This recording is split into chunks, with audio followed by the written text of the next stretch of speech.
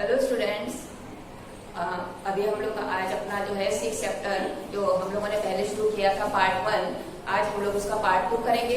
ठीक है, तो हम लोग डॉक्टर विक्रम साराभाई जो वैज्ञानिक है, बहुत बड़े वैज्ञानिक थे, साइंटिस्ट थे, उनके बारे में हम लोग पढ़ रहे थे, उनका जीवन परिचय। बराबर है, पेज नंबर 34 है ना, कि उनकी पढ़ाई के बारे में हम लोग उनकी शिक्षा के बारे में पढ़ रहे थे कि एंट्री की परीक्षा उन्होंने 1934 में पास की थी। फिर 34 से 37 जो है वो अहमदाबाद से इंटर की पढ़ाई की 12th तक। फिर उसके बाद वे 1937 में इंग्लैंड चले गए थे। फिर उसके बाद 1940 में वापस आए जब फर्स्ट वर्ल्ड वॉर शुरू हुआ था। ठीक है, उसके बाद आके उनको किसका सानिध्य मिला? डॉक्टर सीवी रामन का और मोमी जहांगीर भाभा का। ठीक है, उसके बाद फिर यहाँ पे भी स्वतंत्रता के आंदोलन चल रहे थे उस समय।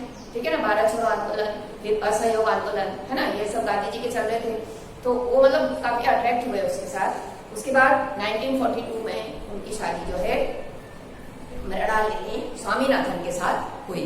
ठीक है, ये क्वेश्चन का आंसर है आपका, तो आपको ये याद रखना है। Okay, next page 35। अब बाहर से पढ़ के आने के बाद उन्होंने अपने देश में जो है काम शुरू किया। ठीक है, उन्होंने अंतरिक्ष की गहराइयों से आने वाली रहस्यमयी कॉस्मिक किरणों पर अनुसंधान करके देखो खोज करना उन्होंने शुरू किए, अपने प्रैक्टिकल करने शुरू किए।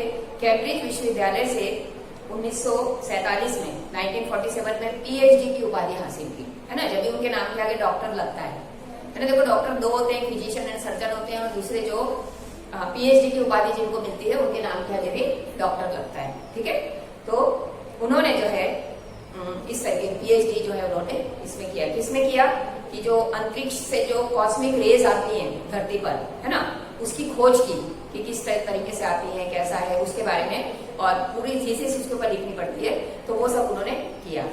ब्रह्मांड तथा सौर मंडल के अनेक जटिल प्रश्नों का प्रायोगिक हल निकालने का श्रेय डॉक्टर साराभाई को प्राप्त है।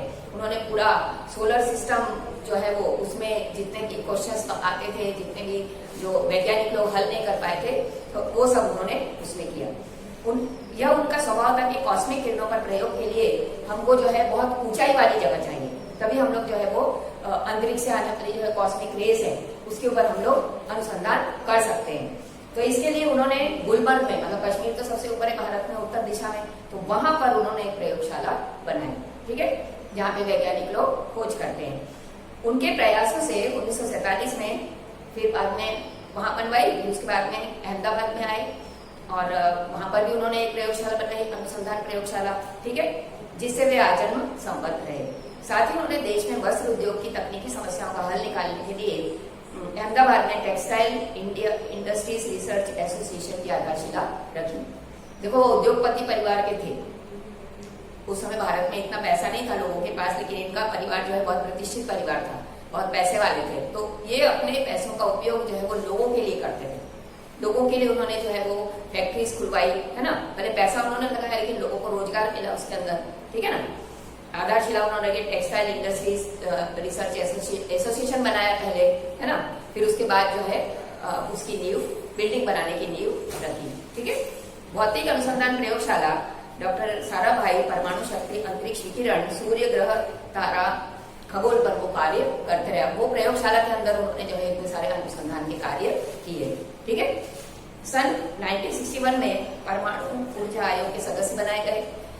डॉक्टर बाबा की मृत्यु के पश्चात उसके बाद जो है उनका पूरा काम जो है प्रयोग करने का, खोज करने का सारा बर्डन जो है वो इनके ऊपर आ गया। उन्होंने भारतीय अनुसंधान केंद्र का गठन किया, फिर वो उसके अध्यक्ष बने। ठीक है, ये उनकी अगुवाई और अथक परिश्रम का ही परिणाम था।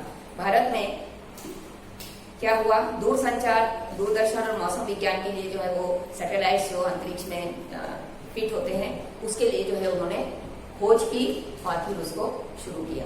ठीक है, सफलतापूर्वक अभी भी जो है वो सब काम कर रहे हैं। डॉक्टर विक्रम साराभाई ने अपना संपूर्ण जीवन जो है किसके लिए समर्पित किया था? भारत और विज्ञान के समग्र विकास के लिए। भारत का विकास जो है, इंडस्ट्रीज खोली थी बहुत सारी टेक्सटाइल की, बराबर, इसके लिए लोगों को रोजगार मिला वहां पर। ठीक है, और विज्ञान में जो है बहुत सारी खोजें की। भारत के विकास में उत्कृष्ट योगदान के लिए उनको जो है बहुत सारे राष्ट्रीय और अंतर्राष्ट्रीय सम्मान, नेशनल और इंटरनेशनल अवार्ड्स मिले।